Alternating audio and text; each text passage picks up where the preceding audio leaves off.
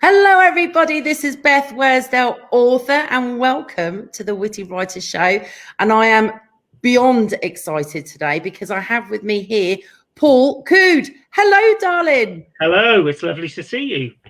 I'm so excited, Paul. And I've got to tell our viewers why, because I actually have all of your books. Thank you very much, Lee. You're very welcome, yes. I was super excited. I love getting book mail. I have to say, it's one of the best days ever when you receive new books. And look at this. Look, I've got them next to me as well. Look. Oh, da, da, da. Fantastic. This is Paul's books. I tell you, they are absolutely beautiful. And while everybody's joining us, I'm just going to quickly share them, Paul. I don't want to embarrass you, but they're stunning. So this is book one. This is A Threat from the Past. I've got to say the covers are absolutely to die for, Paul.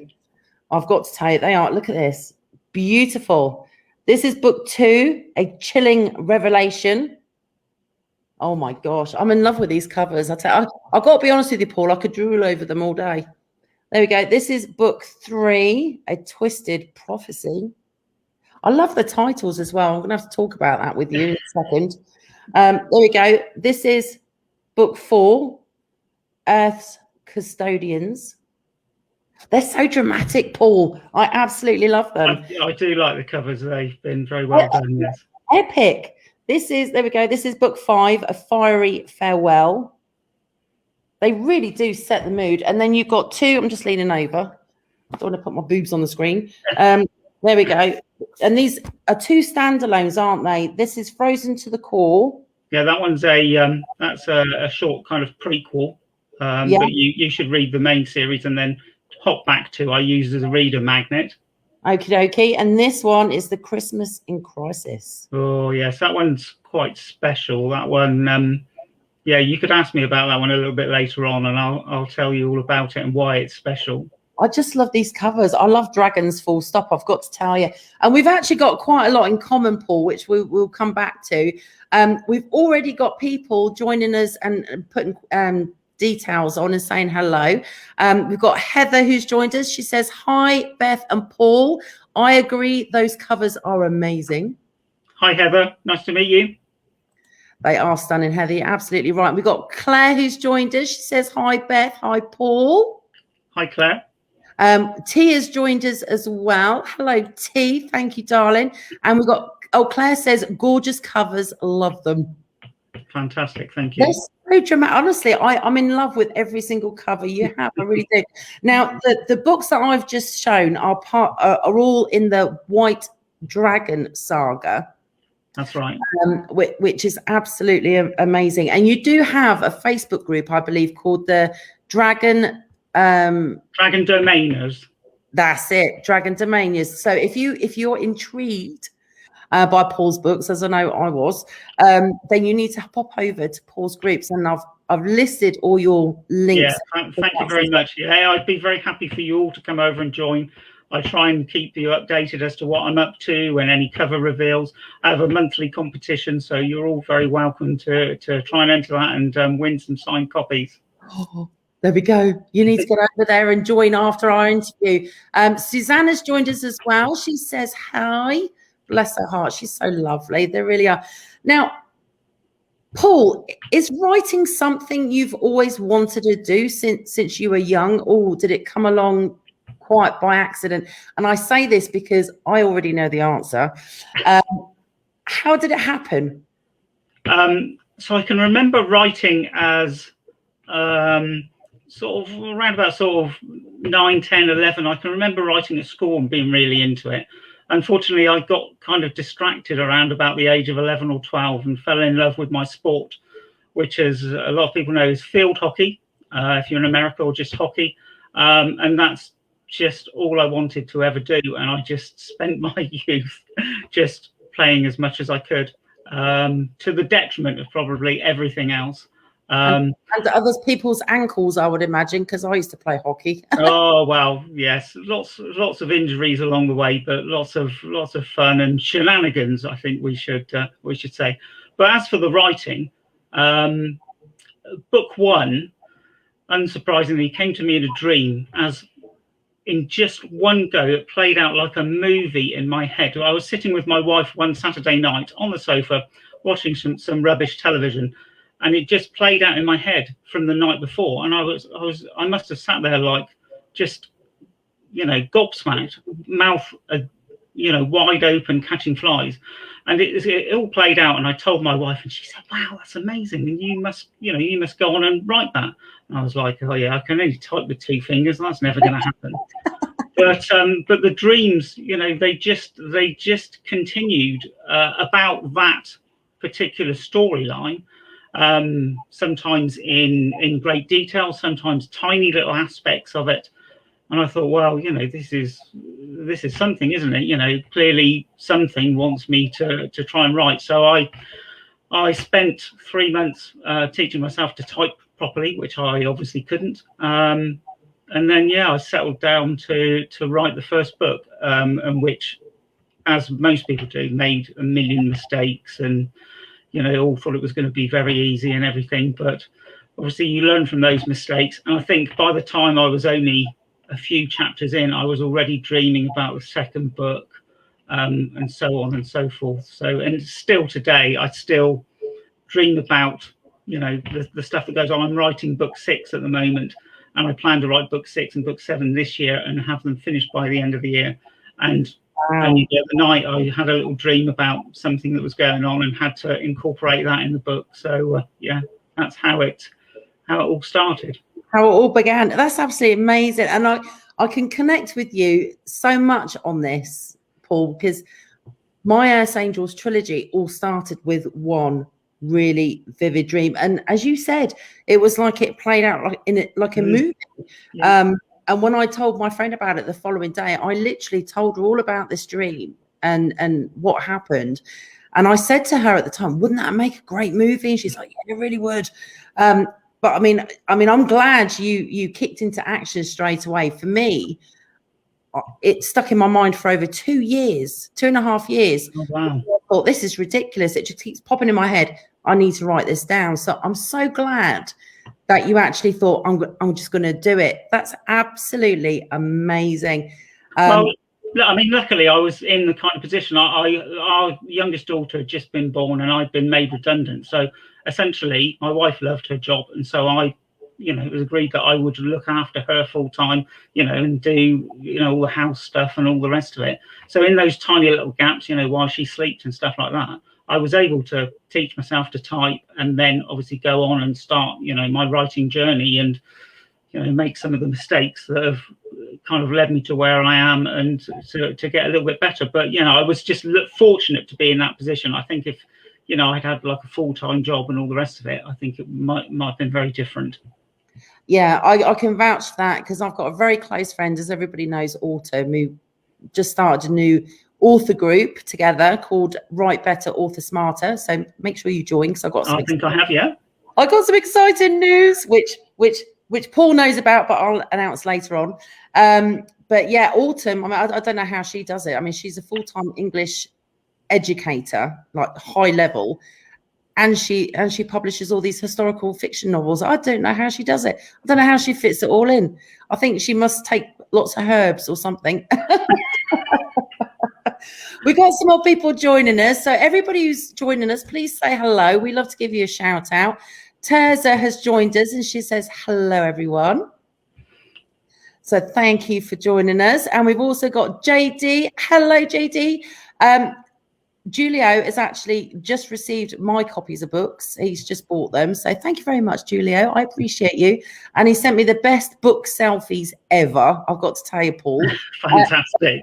Awesome. He's very photogenic. You'll have to have a look on my profile if you want to see them. Now, Claire says, so why dragons? I mean, I know everyone loves dragons, but what drew you to them specifically? That's a good question. So was it just the dreams, or have you always been fascinated with dragons, Paul? I've loved fantasy from a very early age. I mean, I think, like a lot of people of my generation, I was influenced heavily by Star Wars. So I can remember coming out of the first film with my grandfather, who amazingly was as gobsmacked as I was. I was only 8 or 9 at the time. So that had a big influence on me. But, growing up, I've read all sorts of fantasy books. I've read like Lord of the Rings and all of the Harry Potter stuff. I mean, Terry Pratchett is phenomenal. He's one of my favorite authors, probably my favorite author. And given that he when he was alive, he lived not very far away from me and used to hang out in Salisbury. One of my biggest regrets, in fact, is I used to see him in the city centre, and I had all of his books, and part of it was not having the courage to go up and say how fantastic I thought his books were, but part of it I'm really kind of polite, and I didn't want to bother him. And if I knew now that, I don't think it would have been a bother. He would have quite liked for me to go up and say, oh, wow, fantastic. I love your books. One of my biggest regrets is on those occasions, and there were 3 or 4 times when I, saw him in town, I never went up to actually say, your books are fantastic. I absolutely love them. And I really should have done. But, it's just all of those things. I used to play video games, and they'd have like dragons in and stuff like that. So I think I've always been drawn to the fantasy side of things. But as I say, for the most part, it was the kind of the original dream that kind of kicked things off. And that's where it all started, dragons turning into humans, guiding and protecting humanity, or trying to at least. So yeah, it's been a combination of things, really. My sort of reading habits, the films I've watched, the video games I've played, probably all of those together, mixed up. There's some sport in the books. Hockey, my love is actually in there. So it's all the crazy things that run around my head are in the books, I think.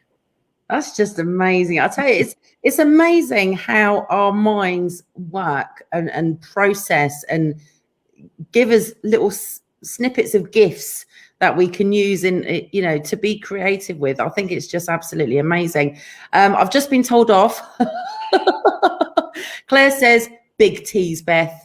When do we get the exciting news? Give them the exciting news. Later, my angel. Later. I'm going to keep you going for a little while. Francisco said hello as well. He says, hi, everyone.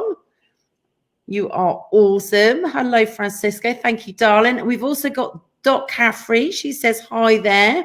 Hi there, Dot. And we've also got Sherry Brown, who's joined us. She says, hello, I'm from Mooresville, Indiana. It's lovely to see you, Sherry.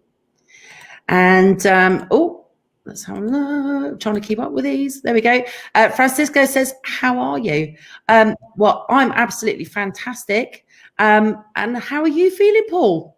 Yeah, very good. Yeah, I'm very happy to be on. Yeah, I've been looking forward to this for a long time. I will confess now, I've not done a podcast before, but I'm very happy to be here. I've watched some of your shows. I was a little bit nervous. I watched some of your shows, Beth, and I was thinking, yeah, not a problem. I do not have any doubts at all about coming on. So, yeah, thank you. You do a very good job. Oh, thank you, darling. It's just like having a cuppa and a chat with a friend. That's just the way I like it. Absolutely.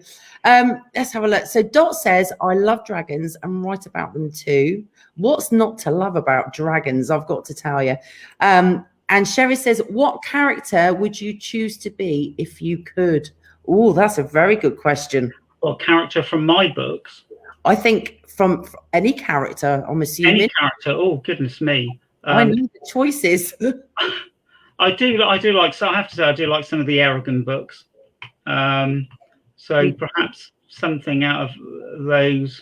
And I'm a big fan of, as I say, Terry Pratchett. So maybe, one of the characters out of the Terry Pratchett series. Vimes is always very good. In fact, as a little tribute to Terry Pratchett, there's a character in Christmas in Crisis called Vimes, and I do say at the front of the book that it's a tribute to him because one of his most famous characters is called Vimes. So that's interesting, and it's really funny that you did that actually, because like you, I'm a huge fan of Harry Potter.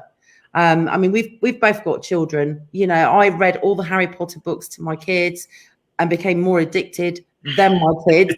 I love the whole Harry Potter's the whole thing. I love the movies, the books, brilliant.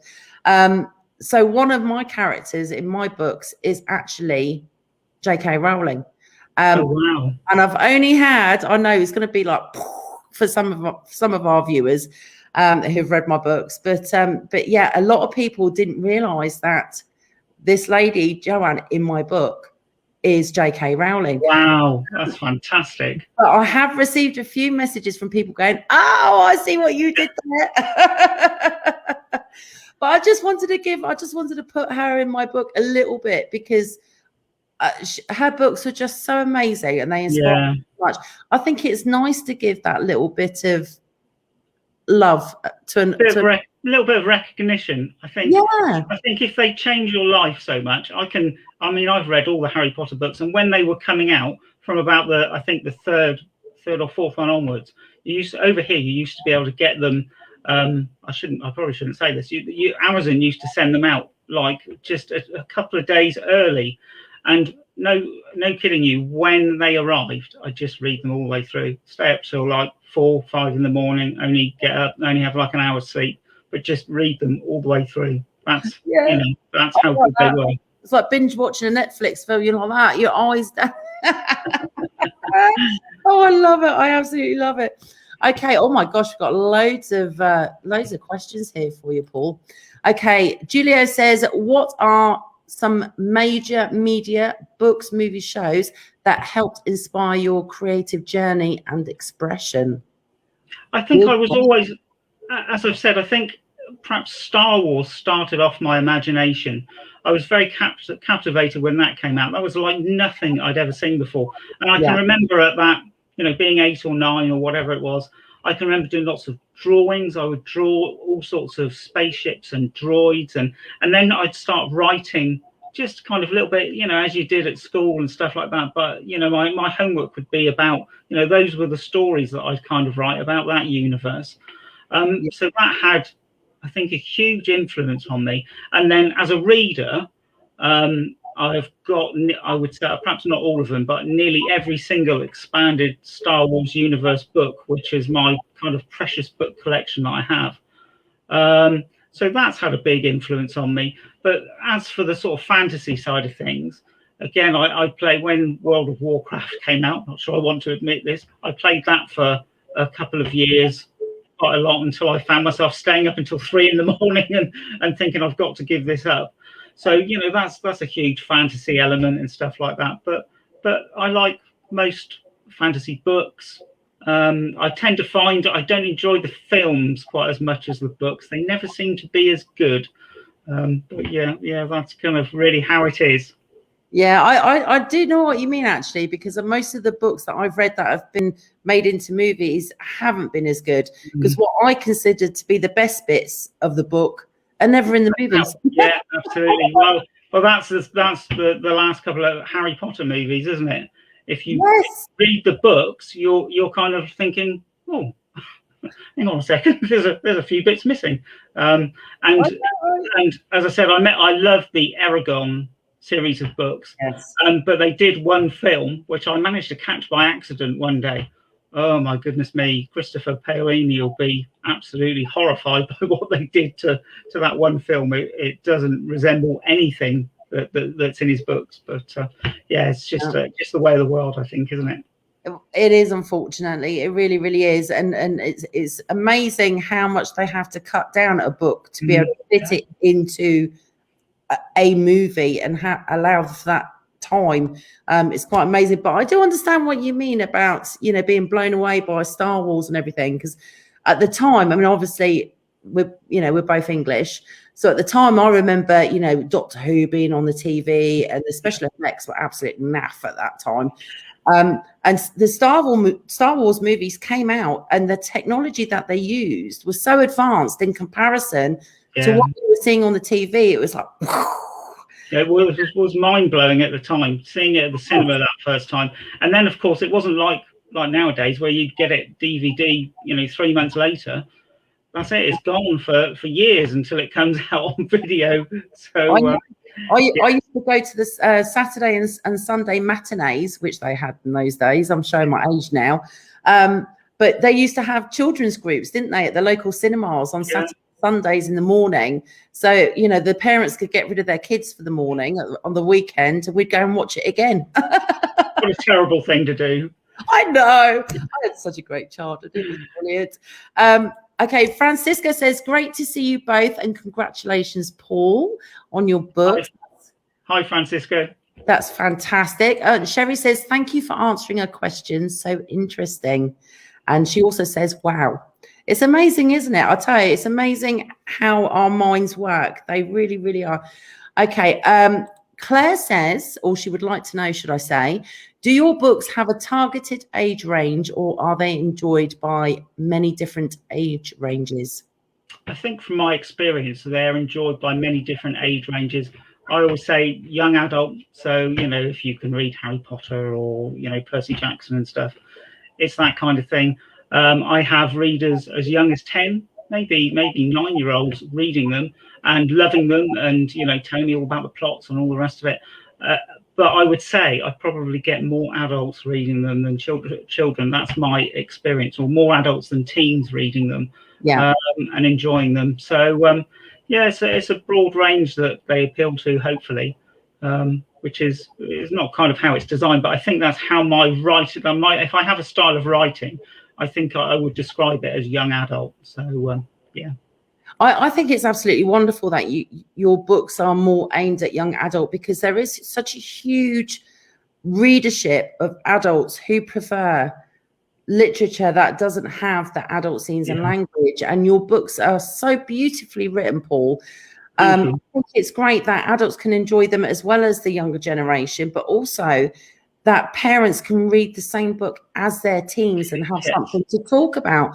I mean, that's what as you know, that's why I actually published my books in adult and young adult, because I wanted to, for parents and teens to have that reading connection and be able to read a good book and have something to talk about afterwards. And that's exactly what you've enabled them to do. I mean, there's such amazing books. I love the image in my head of, you know, a parent sitting in their chair and the kids on the sofas, and they're all reading your books. Yeah, talk about it afterwards. I think that's beautiful, especially with the pandemic going on. Yeah, I mean, I have to say, I think, you know, if I hadn't written them, if I just stumbled across them in a bookshop or wherever, it would be the kind of thing that I would absolutely lap up as a reader. It would be what, you know, it would blow my mind, and that's, you know, that's what I want to read. So that kind of, I'm lucky enough to be writing you know, what it is I love and what it is I'd like to read. Yeah, exactly. Absolutely, I agree with you there. Claire also says, so as the films often disappoint, would you like to see yours transfer to the screen, or would you feel comfortable handing over control of them? Oh, that's a good question. I mean, obviously, you'd be thrilled, wouldn't you, if somebody said that they wanted to make a movie of your books? That would be, you know, a huge honor, wouldn't it? But yeah, for me, I'd want, you know, absolute reassurances about how they were going to be, you know, how they were going to be made, you know, lots of guarantees, I think, before I would actually agree to do anything, because you want it right, don't you? I mean, you know, you can only think of a few sort of fantasy series, or I can, you know, the Harry Potter films. Yes, they had to cut them down and cut bits out, but they're fantastically made, aren't they? The characters, you know, you read the book, you look at the film, wow, they blow your mind, don't they? And again, perhaps with Lord of the Rings, again, fantastically made. All of the beasts and the characters and stuff, you can, if you've read the book, you can fully relate to them, and I think brilliant. But there are so many other fantasy films that just don't come anywhere near doing the book's justice, and that would be, I think, would be a concern and something I would need to have a big conversation about, I think. Yeah, I think I'm going to hold out for James Cameron. Very sensible. I mean, Avatar. Oh my gosh, that's one of the most amazing films I've ever seen. And when I, like you, when I picture scenes from my books in my head, like the reactivation of Stonehenge and stuff like that, is so magical in my head. I think I need James Cameron to bring this to life. Yeah, fantastic. Well, you mentioned Avatar. My eldest daughter, who is 18, only a couple of days ago, she came home and she disappeared upstairs. I was thinking she's in the bathroom much longer than usual, and she decided, without telling us, which is her perfectly reasonable, as her right, she was dyeing her hair, and she was dyeing it blue, and she's got really dark curly hair, and it didn't really, the dye didn't seem to have any effect on her hair as such, but it was all over her neck, and she did look like one of the, I did tell her she looked like one of the aliens off of Avatar. That is so funny, because I've got 2 daughters and I can so connect with you on that. Was the whole bathroom left blue as well? Because I've had that situation going on in my house. No, I think it was mainly all the towels. I had to do a lot of washing to try and get all the dye off. So it didn't transfer to the hair, but it did transfer to her skin and to the towels. So yes, a little bit of a little unsuccessful, shall we say? Oh, I do know how to dye your hair blue, but I'm not going to tell you because your dad might not be impressed with you. Well, I think she tells me she has to have it bleached first. I think somebody has to bleach it and then it has to go blue. So whether she's working on that or not, I don't know. That's a kind of a pink job and not a blue job. I'm trying to get involved with that. We have pink and blue jobs in our house. It's just the way we like it. It runs like a well-oiled machine. Autumn says 1 page is a minute for a movie. There we go. So just to put that in perspective, that's obviously why they have to cut out so much of a book to try and fit it all into one movie. So that is mind-blowing. Oh, well, there's no chance of any of my books getting made then. There's not a hope. Sorry, I'm just having to block a spammer. There we go. They're gone. We do not want to have spiritual readings. Thank you very much. Let me just try and get rid of this person. Oh, my gosh. So I apologize. It's going to take me a second to get to everybody's comments now because somebody's trying to spam. Just ignore them. I'm sorry. They might go away. Okay, let me try and find. Okay. Oh, there we go. Terza says you can put control in the contract. And she's absolutely right, because I know Stephanie Meyer, she had actually quite a lot of feedback, didn't she, when she created the Twilight movies with the directors and everything. She had quite a big say in how she wanted it and what, how much she wanted in, how much she wanted out. But then that's very easy when you're so rich and famous all of a sudden. Yes, that's it. I think you kind of have to. It has to be something very close to the vision that you, as an author, have of it. If somebody takes it and they want to do their own thing with it, exactly. I don't think I could agree to that, even if there was a lot of money at stake. So, yeah. Exactly. Sorry, this person is all over the place right now, so I do apologise about that. So my mum has joined us from England. Hello, Mum. Hi, Lynn. She's my biggest fan. I love her to bits. Sherry says, "Oh my goodness!" So she's shocked at the whole situation with movies and books. That's crazy. Suzanne says, "LOL. My teenage daughter loves to colour her hair. She has dark hair too, so she bleaches it first." Yes. Yes, I think that's the plan. But she's got, I think she's got another month sixth form before she finishes. So I think she'll be finishing her exams or what passes for them at the moment. And then I wouldn't be surprised to find that on the very next day, the first day that she's free, she suddenly bleaches her hair and looks like looks like something out of Avatar. But yeah, there you go. That's fine. She's very gorgeous. Well, they both are. So, that's cute. That is so cute. Let's have a look. Oh my gosh, everybody's saying hello to my mum. Mum, you're famous. Everyone's saying hello to you right now. That's so lovely. My mum is awesome, I've got to tell you. Now, what are your plans for the future, Paul? I mean, are you hoping to continue the series on and on and on? Or I know it's difficult. Have you set your sights on finishing after a certain amount of books? So the main series currently has 5 books in it, and we're getting on with all of it. We're getting on for 1 million words. So there will be 2 more books. I'm currently writing book 6, which is called Evil Endeavors, and I am, as of today, I think I'm 162,000 words into it. Wow. And my plan for this year is to finish that one off. So that will be somewhere around 200,000 words.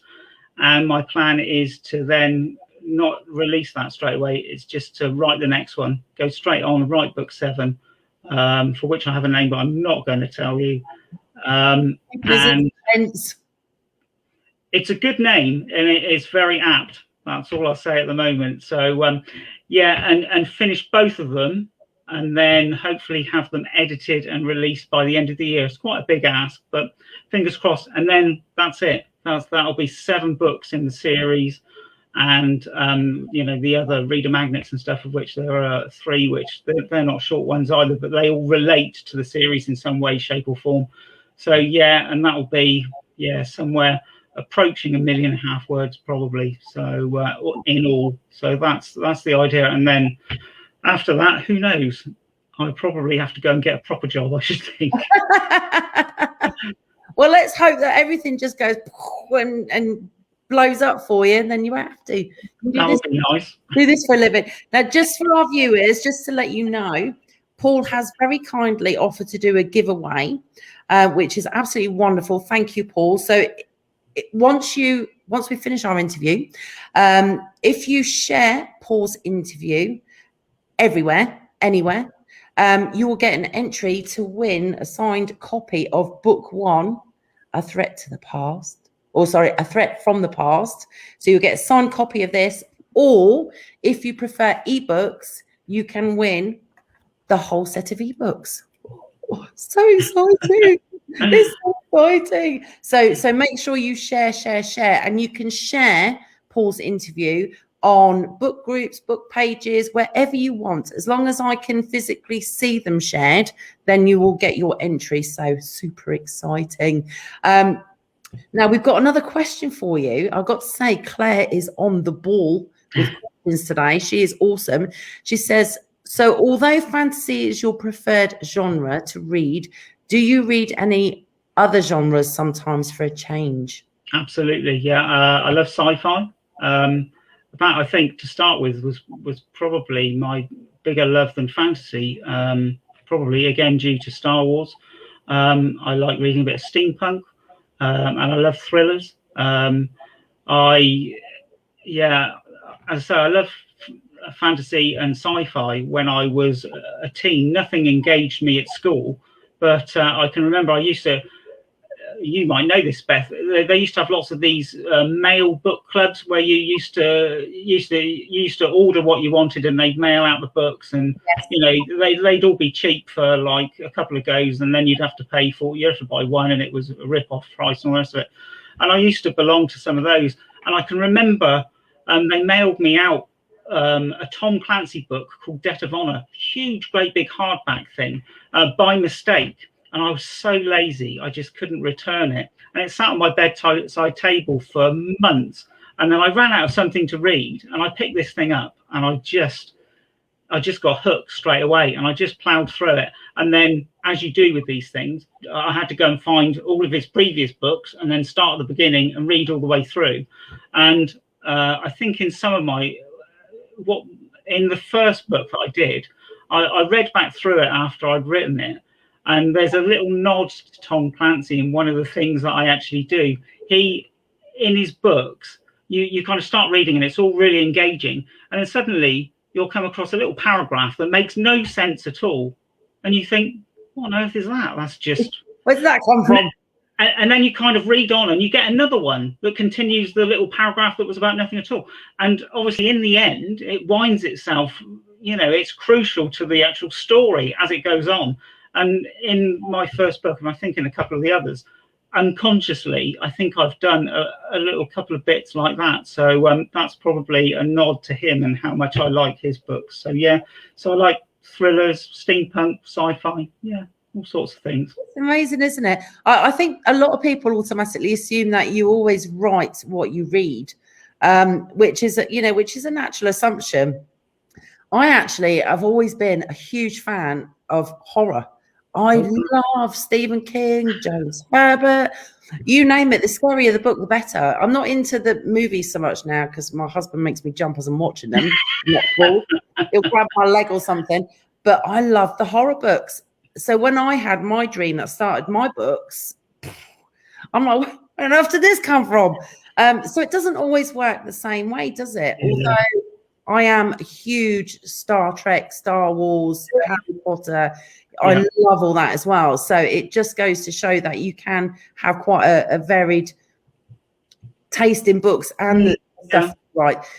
Excuse me. Do you think you would be tempted to have a go at writing any other books in any other genres?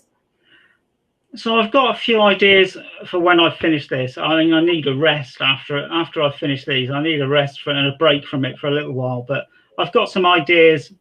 This is going to sound odd for 3 or 4. They're standalone books, but they're in a series. That doesn't make any sense at all. But I'm not willing to explain it anymore. But they're kind of much more adult themes, and I'm not convinced that my style of writing actually lends itself to be able to actually do those and do them justice. So I'm kind of mulling that over a little bit, but that's if I do get around to writing those, that's a very long way off.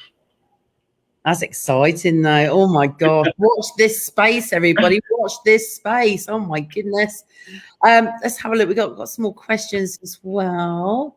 Oh, this is a good one from Sherry. Sherry says, how do you celebrate when your books come out? Me, I dance around my kitchen.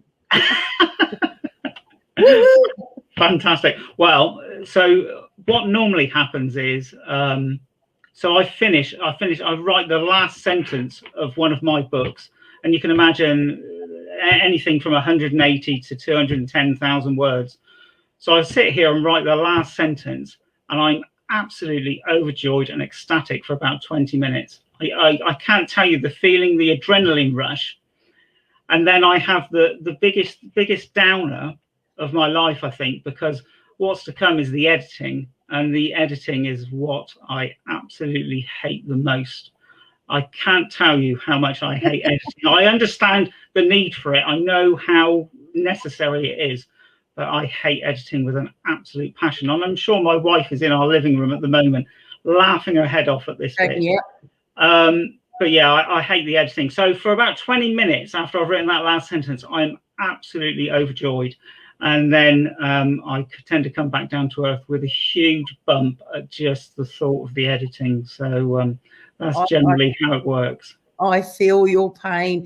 I don't think there's anything tougher than an author having to literally edit their own work, because you have to be ruthless and be smart about it. But it's so tough, especially when you like a particular sentence or paragraph and you love it, but it's got to come out because it's just not working, and you don't want to, but you have to. well, my editor is the lovely woman sat in the front room laughing her head off at this, my wife, and she's exceptionally good at it and exceptionally patient with me. And generally, I don't think I'd be wrong in saying that most of the time she gets her own way. We do. So the last book I wrote was, I think, 210,000 words, the 5th book. And I think I possibly put my foot down maybe 10 or 11 times. And, this is what I've written, and this is what it's supposed to sound like. I don't care if you think the grammar's not right. This is what it's supposed to sound like, and so it stays. But when you think of all those pages, all those words, and we're only arguing over 10 or 11 sort of sentences or whatever, I think we do quite well generally, to be honest. You sound like a dream team, I've got to tell you. That's absolutely fantastic. I really, really do. Well, she's very, very good. I don't think she'll mind me describing her as a grammar Nazi. There's nothing wrong with that. We all need a grammar Nazi on our That's what she is. But in some ways, over the course of the years, she's kind of ruined me, because very occasionally, normally when I'm not feeling very well, I go back and read some of my old books by some of these famous authors that I might have already mentioned. And do you know what? I find grammar mistakes and spelling mistakes, but you wouldn't believe, in famous authors' huge books that should have been edited. And that's how my wife has trained me to be, to pick up mistakes that you just shouldn't find. It's amazing, isn't it? I mean, I used to love reading, and I just used to read.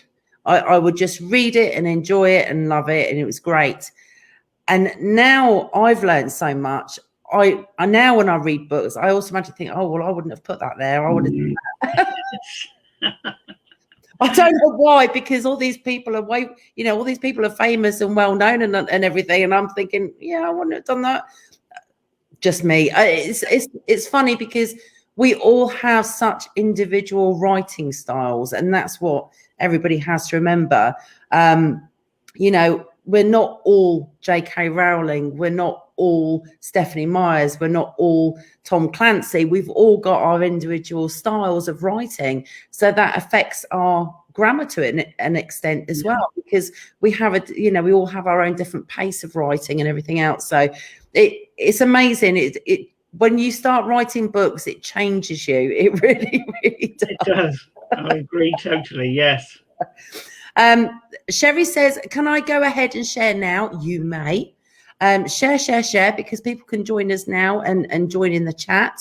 And there you go. Terza says, yes, you can share anytime. She's on the ball. She really is. She is great. Terza says, because she's an author as well, she says, I dance around the house too and hug my daughter, LOL. Yes. That sounds like a great idea. My children would run like the wind away from me. If they thought that was going to happen, they'd be like out the door, off up the street. No, they wouldn't want me hugging them to celebrate. That's hilarious. That's teenagers for you. That is teenagers for you. Yeah. Terza says, editing is horrible. Yes, LOL. It is. Yep. And going over the same page again and again. Yep. It is. But it's worth it. It is worth it. Claire wants to know, what would be your best tip for an aspiring author full of doubts? That's a very good question, because we all have major doubts when we first start, don't we, Paul? I think write what comes naturally to you. Write what you want to write. I hear about all these people writing, they're writing for what they think is going to be the next big thing, etc., etc. Write what you love. Write what you think about, what you daydream about, what you dream about. That would be my advice, and then if you love what you're doing and what you're writing about, you'll make the best job of it that you actually possibly can. I think that's what you should do. That's certainly how I've approached it. I love writing about the characters and all the things that I write about.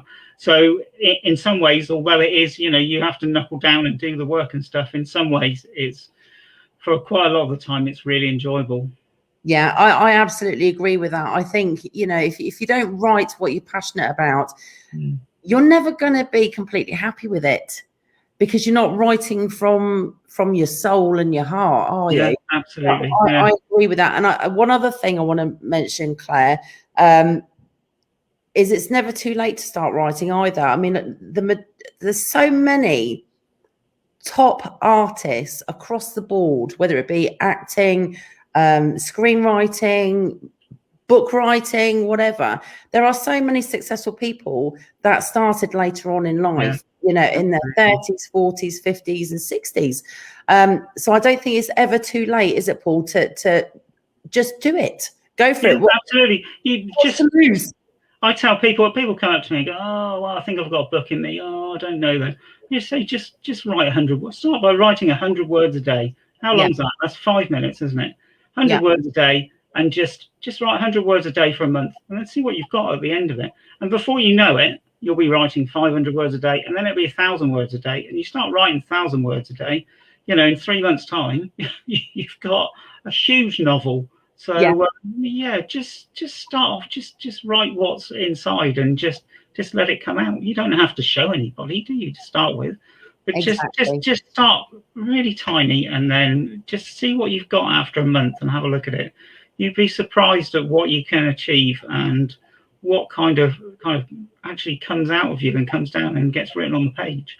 Yeah, absolutely. And another thing I would definitely say is, for any of you budding writers, the moment you do start writing your book, take yourself seriously. Start creating author profiles. Start telling your friends, because the more support you get early on, the better it is for you, because then by the time you finished your book, you've already got a following, you've already got people that are interested in your book, especially if you share snippets of your book because you're intriguing them, and then you've already got those people waiting to buy your book upon release.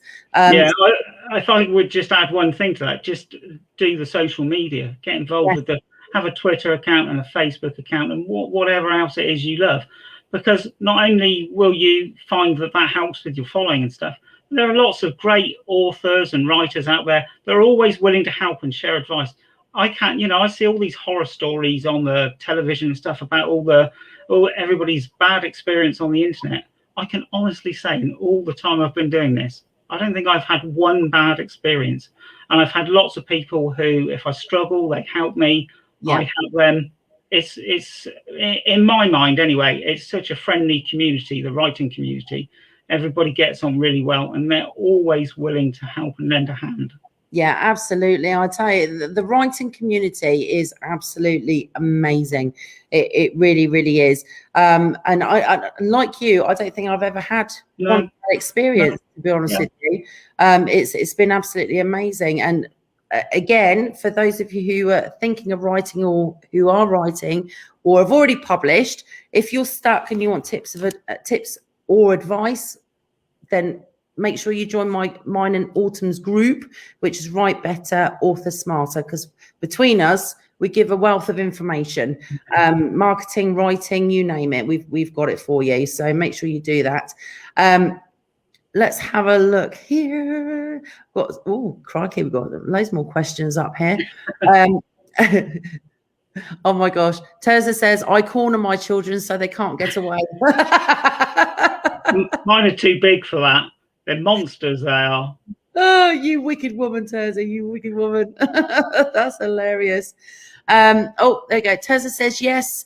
Says share her beside your name. So yes, says make sure you just tag me when you share the author interview for Paul, and then I will see. Joanne's joined us from the UK. Hello, darling. She put, hi guys, not been on for a while. It's all go on the ambulances. I don't know how she manages to do it, Paul. She works on the ambulances, looking after so many poorly people. Plus she's recovering from COVID. Bless her. Goodness, fantastic. You have all of our appreciation for I know, right? She's absolutely amazing. They all are. She says, but I love watching your show, Beth, even if I have to play catch up. It's very inspiring and interesting. I might have missed it earlier, but who is your favorite author? Oh, who is your favorite author, Paul? Yeah, probably without a doubt, Terry Pratchett. I love all of his books, and there are some of them just thinking about some of the scenes, and some of them just make me laugh. I think an author that can make you laugh and cry and stuff. It's just fantastic. And there's one book of his in particular called The Fifth Elephant. There's a little bit in it, anybody who's read it will know, where Gaspode, the magical talking doggy, is trying to explain the name of a wolf to Captain Carrot. I need say no more. It's just utterly hilarious and has me, every time I read it, tears flying down my cheeks. That's so lovely. I tell you, it's amazing, isn't it, how some books you can just connect with and all those emotions, isn't it? So for people who are meeting you for the first time, Paul, give us like an overview of your books and the White Dragon Saga, just so people sort of know a little bit about what your books are, along the lines of. So it's essentially a young adult fantasy adventure, all about dragons. Some of the dragons live deep underground in huge magical cities. Others take human form on the surface in an effort to guide and protect humanity, which essentially gets them into all sorts of trouble. And that's kind of how the whole series kicks off. And things tend to go from bad to worse from there with each book. So it's a bit of a roller coaster, I would say. I think there's lots of ups and downs. There's lots of magic, tons of dragons. There are some deaths and some lots of different characters get introduced. There are there are mainly kind of 3 friends to start with, but that soon becomes a lot more than that. So there are lots of characters to get your teeth into and to get to grips with. So that's very much it. I love shifters anyway. You give me a wolf shifter, bear shifter, dragon shifter, I'm in. I love that whole concept, because I don't know about you, Paul, but I'm a big animal lover. I really do have a big connection with animals. I respect them. I think they're absolutely amazing. I can't imagine our planet without them all. So to have a dragon shifter, it's like taking the best qualities of dragon and the qualities of human and just meshing them. I mean, you can't get a better combination than that, really. Absolutely. Well, I don't think so, but yeah, and there are also lots of mythical creatures kicking about in some of the books. So there's that to get your teeth into as well. You guys need to get them quick, especially with the new ones coming out this year. It's absolutely amazing. Everybody, when you do get Paul's books, make sure you please leave reviews. As our author friends who are watching know, sorry, my eyes are watering like mad. Look. Reviews are everything. They really, really are. And if you do read any of Paul's books, please review them, because those reviews then tell others what the books are like. And for authors, it's invaluable. So read, review, please. That would be very much appreciated. Thank you. Exactly. It always is, isn't it? I'll tell you. Absolutely, yes. I never realised how important reviews were until I became an author. And then I went back and I actually reviewed the majority of the books I'd already read, because I suddenly had such an appreciation of how much they mean to the authors and how much it helps them. I went back and wrote them all. Yeah, well, it's one of the hardest things. One of the hardest things to get, isn't it? It's it's very, and it also as well, you wouldn't believe how amazing it makes you feel when you read a good review, when somebody you've never met before writes something very nice about one of your books. There are few better feelings in the world than that. Yeah, it does. It inspires us to keep going. It really, really does. Absolutely, yeah. Claire says, thank you so much for all the tips. Very useful. She is lovely. And Terza says, I used to write for years just for myself, and I couldn't have done it without. I needed it for my own peace of mind. I only thought much later about publishing, but it's great to get out the stories in your head on paper. I agree. And I think a lot of us rely on our writing as like a therapy when we're going through tough times, whether it be emotionally, whether it be mentally, or whether it be physically. It's always such a good way to get through difficult times, isn't it? Yeah, I mean, I have to say there's a certain something that I've only experienced in, you think of all the words that I've written, I've only experienced it on perhaps half a dozen occasions. But for me, on those occasions, and it's when I've got nothing on in the rest of the day, I'm just, which very rarely happens, I'm sat here, I think I can write, but I'm doing nothing for the rest of the day. No, there's nobody else around me. And you just sit down and start writing, and you think, oh, I'll write a couple of thousand words or 3,000 words, which normally I do about 1,000 words an hour or something like that. And then you look up and you've written 7,000 words, and 6 or 7 hours have gone past, and you think, and it's an amazing feeling. It's like you've lost yourself in it. The words themselves have come out, and you just think, wow. And the feeling afterwards is just, it's stunning, absolutely stunning. But it doesn't happen as often as you perhaps like it to do. I know, life gets in the way, unfortunately. Yes. It really, really does. Terza says, yes, the writing community is amazing. Yep. Suzanne says, I agree. The writing community on social media is so supportive and wonderful. It really, really, really is. Let's have a look. Oh my gosh, I just skipped a load of messages in. I'm sorry. Oh, there we go. Sherry says, I appreciate all the authors. You have taken me places that have lasted me a lifetime. Thank you for your gift to me. Oh, that's lovely, Sherry. Thank you. Isn't that lovely? Claire says, already joined. And yes, I agree. The writing community is, from what I've seen, a super friendly one and very supportive. Absolutely. And I think you might have a new fan because Joanne says, oh, I love fantasy books. Fantastic. And she loved the dragons in mine, so she's going to love the dragons in yours. I know she will. Suzanne says, Paul, your books sound wonderful. I'll have to check them out. I think my daughter will love them too. Maybe we can read them together. Fantastic idea. We did that with Eragon, Harry Potter, and TV, Doctor Who, and Star Trek. Oh my! That sounds brilliant. Fantastic. That's exactly what you should do. If my children were younger, that's what I'd be doing with them. Yeah, she definitely needs to do this. And I mentioned this recently. I honestly think there's such a huge children's book market out there. I think there should be a system for children to be able to leave their own reviews of books on Amazon and stuff. I think kids should be able to leave their own little comment on there in a safe platform. Yeah. And say, I loved this book. It was fantastic. It gave me good dreams, or whatever they want to write. Yeah. But wouldn't that be nice for kids to be able to actually leave their own reviews for books? I suppose it's difficult, isn't it? Because they have to do it through like an adult's account or whatever. And, you know how funny Amazon can get about reviews and stuff. Yeah, that does, in a perfect world, that sounds fantastic, doesn't it? Exactly. Well, the thing is, you could do it with Facebook and that now. You can have child settings on Facebook. So you never know. Just remember me, everybody, when it happens. And you go, oh, Beth suggested that. It was Beth. It was Beth. There we go. Sherry says, good idea. There we go. Paul, you have been an absolute pleasure to chat to. I'm afraid we're running out of time. Thank you so much for being the most amazing guest. You're very welcome anytime. I've had a wonderful time and you do a great job. And I love listening to it when you interview other authors and stuff like that.